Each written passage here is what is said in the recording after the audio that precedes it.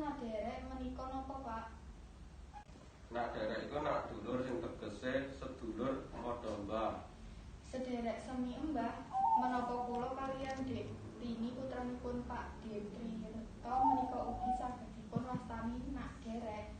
Ya bener, Dok. Lawang Pak Dewo kuwi nak rak kakange ibumu dadi kowe karo Rini iku nak dulur. Sandelokan berita iki banyu ning Sukaraja ora bisa diombe senajan wis diolah.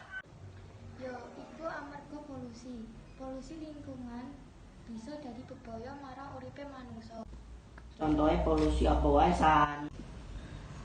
Polusi udara kang disebabake pego utawa kebo knalpot kendaraan lan pabrik. Suara saka mesin-mesin pabrik lan kendaraan uga bisa diarani polusi suara. Ana uga polusi tanah lan air kang disebabake bahan-bahan kimia. Nanging yen tak kira polusi udara lan polusi air duweni efek paling gedhe San, bener ora? Ya bener kuwi. Amarga udara lan banyu wigati banget kanggo uripe manungsa lan makhluk hidup nang bumi iki. Saiki kowe bisa mbayangke piye yen udara lan banyu kena polusi.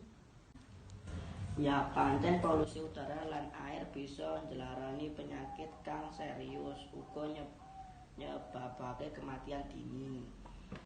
Lah yen manut opinimu, piye carane nanggulangi polusi lingkungan?